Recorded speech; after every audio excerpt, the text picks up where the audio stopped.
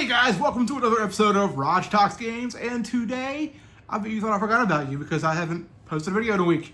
But that's not the case. I just decided to scale it back a little, maybe do one video a week, just because, I don't know, I don't have a reason, but anyways, I was going to cover Summer Game Fest a little bit over the weekend, but that turned out to be pretty much a stinker. I still don't have silks on.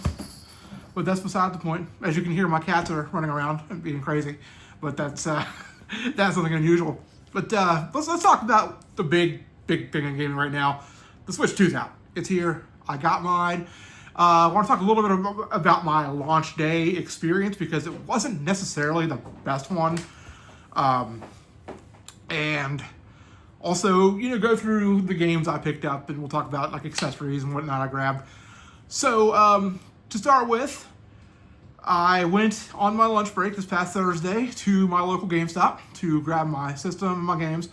And I'm ventured to say, like if I had to guess, I probably had the biggest pre-order at that store, just based on the amount of games, accessories,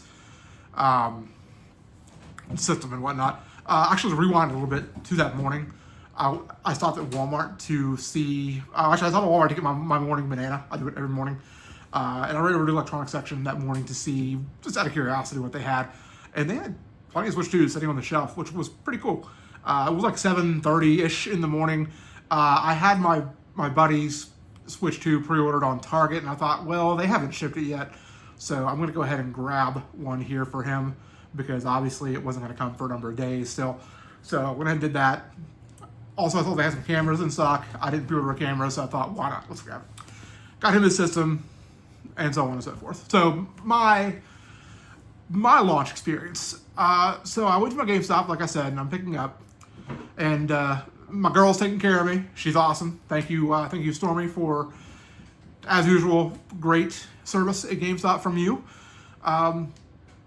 We're going through the whole transaction, and the manager's there. He's like, hey, by the way, the downloadable content for Cyberpunk and for Yakuza, they're going to be on the receipt, the download codes. I'm like, that's cool. Downloadable content on the receipt, that's fine. Whatever. So then they finish ringing me up. My total's way too high, higher than I'd like to admit. But truthfully, like at the end of the day, out of pocket, I spent less than $400 on like the Switch 2 games, accessories, and system. Just due to the fact that I sold some items, I traded some things in. That definitely cut back on the costs. So they went back, they got all my stuff, brought it out, like, okay, we're going to go through everything in the bag with you. Here's your system. Here's a stack of games. I'm looking at the games. And I immediately catch on, like, man, I'm missing 2 games. Like, hey guys, I'm missing a couple games. I'm missing Cyberpunk and I'm missing Yakuza. And then the manager piped in, he's like, oh yeah, that's a physical code. It's on your receipt. And I said, what do you mean it's a digital code? It's on my receipt. He told me the downloadable content was on my receipt. He's like, no. The full game code's on your receipt. It's not, you didn't get the physical edition. The Ultimate Edition of Cyberpunk and the Director's Cut of Yakuza, they didn't get physical releases, so you got these digital codes. I was like, well, do you have any extra copies of the physical versions of that game? Yeah. We can get those for you. I was like, cool. Let me go ahead and return these digital codes, and then I'll just swap them out for the physicals. Oh, we can't do that. What do you mean you can't do that?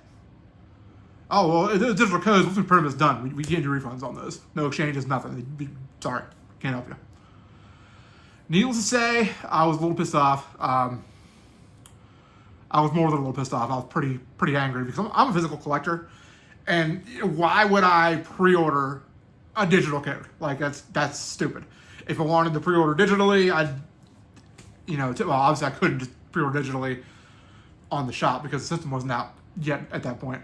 But, it's not. Like, why would I? No. So we argued a bit and about how he needed to return those because this is not what I ordered. It's not what I asked for, not what I wanted. I wanted physical copies. Eventually he, diverted me to GameStop's customer service phone line. We'll get to that. That's a whole other discussion. And the only way I was getting the physical copies of those games, which, mind you, he specifically said that Yakuza Director's Cut and Cyberpunk Ultimate Edition did not have physical editions. More on that in a minute.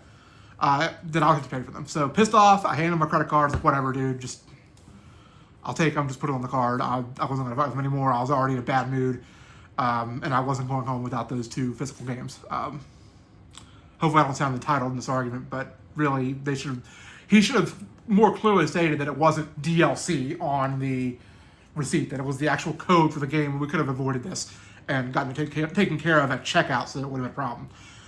Fortunately, my buddy who I had the Switch 2 pre-order for, he took the 2 codes off my hands. Now I gave him a deal on them so that, I ended up losing like $30 on them, but that's whatever. That's fine. It's $30. I'm not super worried about it. He's been, one of my best friends since we were 7 years old. That's it helps him out because he got a deal on some games because he couldn't afford to get any games just yet.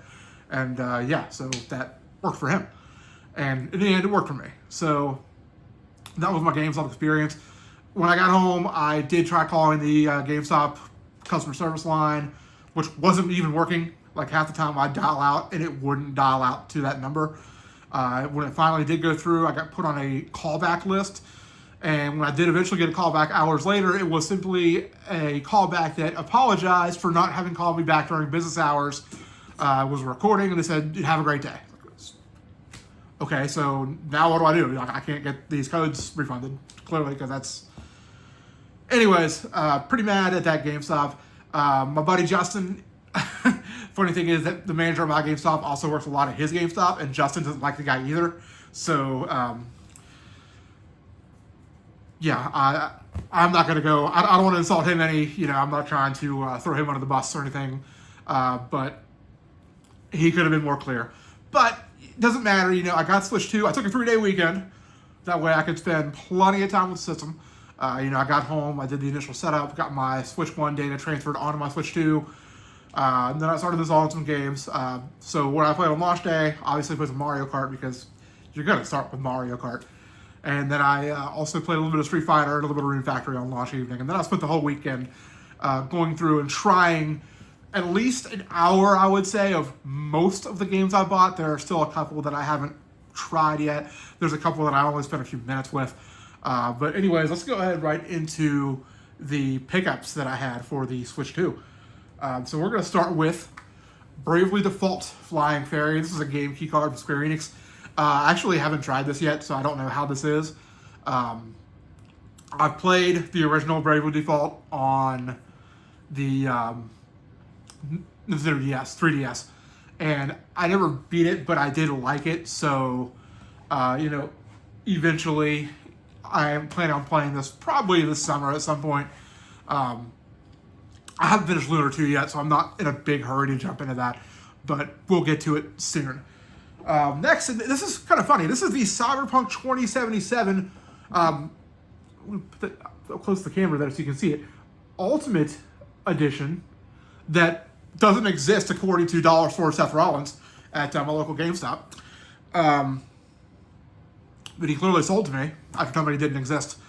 And that's why it couldn't be pre-ordered. Other than the digital edition that I did pre-order, which I think is all kinds of BS, but whatever. I have played this. I've put about 3 hours into this so far. So this is very, very impressive. As far as the performance of the game, in handheld, it's fantastic. I've not had any kind of frame rate issues, no kind of performance issues in handheld. The game looks great in handheld. On the big screen on my TV, it still looks really, really good, but not quite as good as on the handheld. And I did run into some performance issues in one of the early on story missions. I was in an area where I was in combat with probably about 12 enemies, and of course your sidekick Jackie's also at your side. And at one point this thing dropped to less than a frame per second, to the point where it was absolutely unplayable. Somehow I powered through that and I managed to kill a couple of the guys. And once I got a couple of those enemies, I'll take it out of combat, the frame rate returned to where it should have been. But you do absolutely be aware of the fact that if you're playing this dock, and it may happen in the handheld too. I haven't had any major combat sections so far in handheld, but be aware that it does have its performance issues. Nonetheless, it's still an awesome game. If you've not played this game at all, if you don't have a another system to play it on, I would say go ahead and pick it up for Switch 2. I'm interested in playing more of the handheld mode to see if I have any more frame drops or anything like that. But I don't know that I'm going to beat the game because I know it's a really big game. But I'm just enjoying it. Like, I'll pick it up and play a mission here or there. But so far, I am enjoying it. Next up, we have another one I haven't played yet. This is Hitman, World of Assassination Signature Edition. This is a game that I've been pretty curious about, and it definitely piqued my interest on Friday at Summer Games Fest when they showed off the new James Bond game. It was called 007 First Light, I believe, which of course is by the makers of Hitman World of Assassination. And they actually added on a mission to this Hitman game I think it's from Casino Royale. And Turbo is literally pulling the tripod away from me. Sorry, guys. Just kind of laid down and rushed over and pulled it away. I haven't played it yet. Justin said it seemed pretty cool. Turbo. That was combo cats wrestling at the tripod. Anyways, let me get this kind of straightened back out. Oh gosh, it's like crooked now. I think it was crooked to begin with. Anyways, I will be trying that out sometime within the next week, I would say. I'll definitely boot it up and try just to see how it goes for me. Typically, it's not the kind of game I would usually play. I'm not really big on stealth games. I don't mind stealth elements sometimes in games, but like as far as like sitting down and playing a Hitman, a Splinter Cell, really the most I'll go as far as playing a good stealth game would be like Metal Gear Solid typically. But I'm definitely interested, so we'll see how it goes. This next one I've actually only played a little over an hour of, but I really, really enjoyed when I played this. And this is probably the one of the games I feel like I'm going to go back to the most here over the next couple weeks. And that's Hogwarts Legacy for the Nintendo Switch 2. I didn't play Hogwarts Legacy prior to this. I've got it on PC. I got a really cheap Steam code a while back, but I never tried it. And actually, now thinking about it, I've got the PlayStation 4 version, 5 version as well, that again got on sale. But as soon as I saw they were doing an enhanced version for the Switch 2, I was like, all right, now I can easily play this portably without having to worry about having the internet connection on my PlayStation Portal. I can just play it on the Switch 2. And so far, I love it. I've done a couple classes. I did the whole intro section, and I think the game runs really, really well. I haven't had any kind of performance issues. It looks really good. And this is one of those that I have played handheld and docked. So I might play a little bit here this evening. I'm not sure yet because there's another game that I want to talk about that I've been playing a lot of that I will make time for this evening. So these next two, I'm not going to spend much time on because these are Switch games. But I did cave. I got The Legend of Zelda Breath of the Wild and The Legend of Zelda Tears of the Kingdom Nintendo Switch 2 editions. So I did not open these. These are, as you can see, these are still sealed. They will stay that way. I'm not going to open these up because I already own digital versions of these. In fact, for Tears of the Kingdom, I have the collector's edition for Switch 2 that's also unopened. But I have digital copies of both. So since I'm a Nintendo Switch Online expansion pass subscriber, I downloaded Breath of the Wild on my Switch 2. I then downloaded the Switch 2 upgrade, and I only played like 10 minutes of it when I decided to boot it up and check it out, just because it's a game that I've played before. I beat. Mainly, I wanted it because one of the goals I think I've discussed before that I have in my collections is I want to eventually have a full, complete box of Zelda collection. So it's more for collection purposes later. Since I had a little extra trading credit from when I traded in my Switch OLED before the digital code fiasco, I was like, let's go ahead and get these. So Breath of the Wild on the Switch 2 is phenomenal. Like, it's unbelievable how much difference it makes just from changing the Switch 1 to Switch 2. The performance, the graphics, just everything is so much more crisp. Just smooth as butter. And I'm really impressed with what they did with this. That's probably going to be a game that I'm going to mess around with here and there for pretty long term. Just one of those pick up and do a couple things and put down just when I'm bored and want something a little different and change it up. I don't want to do a full playthrough anytime soon. And if I do, it's going to be like a very long, drawn out full playthrough just because I beat these games. But I'm impressed. So this will be one that I just pick up every now and then just to mess with. The Nintendo Switch 2 killer app that everybody was touting at launch is Mario Kart World. And let me tell you guys, for the most part, this did not disappoint. Now, I will say I do have my gripes with this game, but I also have some massive praise to shower upon it. So first of all, Justin and I tried to play online over the weekend, and pretty much the online for Mario Kart World works basically the same as it did with Mario Kart 8 as far as being able to join your friends. But most notably, this is my biggest complaint about it, you can't play knockout mode online with your friends. I believe you can do it locally, but as far as like online multiplayer, if you can't like join your buddy and join a knockout tour, which is really disappointing because guys, let me tell you, I've played again. I've probably played 3.5, 4 hours of Mario Kart World. It's probably the game I've played the most so far, and the majority of that time has been in knockout mode. That mode is so much fun online. It's just absolute chaotic. It's insanity. You know, when you get 24 racers there and you got 24 racers with items, it just turns into just craziness. There's been times when like I do really well in a race and I'll come right up on the point where you have to pass to move on to the next round and not get knocked out, and all of a sudden I'll get bombarded with items. There was actually an instance where I was nearing the finish line when I was playing yesterday for the first section of the map.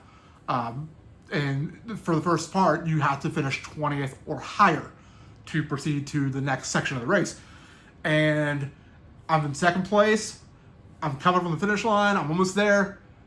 Item. I dropped from second to 24th in about 6 seconds. Got eliminated. It was hilarious. I mean, I couldn't help but laugh about it because it was just, it was fun, despite the fact, I just came in last place because of the game mechanics, you know. And there's been, I think my best finish so far has been like, I think I finished 4th on a knockout mode. I played a couple of the Grand Prix. A couple other things I have about the game. I think grinding is a little, I don't want to say it's more difficult in this game than it was in Mario Kart 8, but it's not quite as fun because there's like a lot of these tracks, like between tracks when you're driving from one race to the next, like the first couple of laps of the following race, there's going to be driving to that course. And too many of those particular sections are just very straight. It's like you're driving on the highway, which I get it. That's what they were going for. You're traveling, you're driving on the highway, so it's not going to be crazy twists and turns. But now online, like in knockout mode, it's a lot more fun. But like if you're just playing it by yourself, that's like it's kind of boring when you're going through those sections. A lot of people seem to have issues with free roam. I like free roam. If for no other reason, just it's nice to just pick a character that I haven't really played much with and drive around and look for coin stashes, look for missions, more particularly get costumes that I haven't unlocked yet. But I am really enjoying Mario Kart World. In fact, Justin and I will probably play a little bit tonight online. This one, Puyo Puyo Tetris 2S, the ultimate puzzle match. Those of you who know me know that I'm a massive, massive Tetris fan.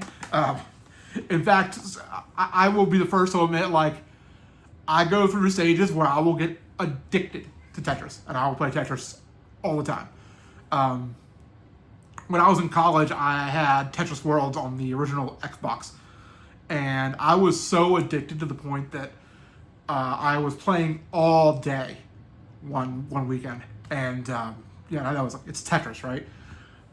That night when I closed my eyes to go to sleep, all I could see was Tetris blocks falling, and I was like, I gotta quit. I've never been addicted quite like that again, but I do still love Tetris games. Puyo Puyo, I'm not as crazy on, but I thought, yeah, let's get. I hadn't played Puyo Puyo Tetris 2. I have the first one digitally from way back when it launched on the Switch, which was like 2017. And I do have Tetris Effect, but I decided to go and pick it up just because $40 was a pretty good deal for to grab in the game on the Switch too. And plus, it's Tetris. I'm happy to play some Tetris. So next up, this game I'm pretty into. I'm really, really into this. This is Rune Factory Guardians of Ozma, Nintendo Switch 2 edition. And this game is so fun. This game is tits. It is super tits, for lack of a better term. you know, it's such a big improvement on what we saw from Rune Factory 5 on the Switch, which really was a train wreck of a game. I guess it's a little better now, but it didn't run well at launch. And I think it continues to not run super well, even post-launch. It never really quite was right on. But this is the first one that I've really spent much time with. I played a little bit of 3 and 4, but, you know, I sat down with this, and I really got into it really quickly. I like the characters. It seems to have like a more cohesive story, kind of, more so than some previous Rune Factory entries. And I do, you know, even though the combat's simple, I enjoy it. So this is like kind of a good like relaxing game with some fun combat mixed in between. Combat by no means is anything complex, but this is another one like I might boot that up tonight and play because I haven't played it in a couple of days and I really do love the game. Next up we have the Street Fighter 6 Years 1 and 2 Fighters Edition. This is probably the second least played game that I have on the Switch 2, and it's not because of anything wrong with the game. I just, you know, I usually I turn it on, I play 3 or 4 matches, and I stop. You know, it's just, I'm still getting the feel for the game, still kind of learning the mechanics, and this is not something like typical with fighting games, unless it's like Smash Bros. Or like Marvel vs. Capcom way back in the day. I don't usually spend like long periods of time playing a fighting game, so this is no exception. But it is very, very good. Looks and runs great on the Switch 2. This is a game that I will probably play like, you know, a couple times a week for the foreseeable future. Just grab it, play a match 2 online, play a match or 2 with some friends, play offline, and just, you know, have a good time. It's especially if I'll only have like 10 or 15 minutes, like, you know, let's play a little bit of Street Fighter. That's plenty of time to get a couple rounds in. And finally, we have Yakuza 0, and what does that say? Let's get this real close to the camera. Director's Cut, which doesn't exist in a physical version, according to Mr. GameStop Man, who I kind of dropped a nickname I gave him, which wasn't very nice a little bit ago. We're not going to repeat it. Sorry, dude. I've only played like 45 minutes of this. This game's cool. I do like it. I just, with everything else I'm playing, I haven't had time to play more of it than what I have. This is definitely one that I'll be visiting off and on. I know my buddy Lee has played more than I have because I sold him digital code, and he's messed around with it a little bit. But combat's really fun. Looks good. The dub is good. Runs really well. I don't have any problems with it. Apparently, like fans of the original Yakuza 0, a lot of them have had a lot of complaints about I guess it's something story related. I don't know much about what it is, obviously, because apparently if you read up what the complaints actually are, it is like full spoilers. I don't want spoilers. You know, I feel like this is probably, whatever the issue is, it's probably something that you're not going to ever even know was an issue unless you've played Yakuza 0 previously on like the PlayStation 4. So, anyways, guys, that is my Nintendo Switch 2 launch day games. I also did pick up the Pro Controller. I picked up a carrying case, and I picked up the camera. I haven't messed with the camera a whole lot, but I will say one of my favorite features, Justin and I love doing game chat. You know, we'll jump in a game of Fortnite or 2. We played Mario Golf the other day from the Switch 1 and used game chat on that. It was just a great time. So other games, I did pick up Deltarune, the chapters 1 through 4 of Deltarune. I haven't played it yet. Of course, that's a digital only. I will get to that. That's another one of those. It's like, hey, I kind of want to finish Lunar 2 before I play either that or Bravely Default, even though not really feeling Lunar 2 as much as I did the first one, but I'll finish it just because I'm so far in. But anyways, guys, yeah, that's kind of all I have to talk about today on the Switch 2. And until next time, we'll see you.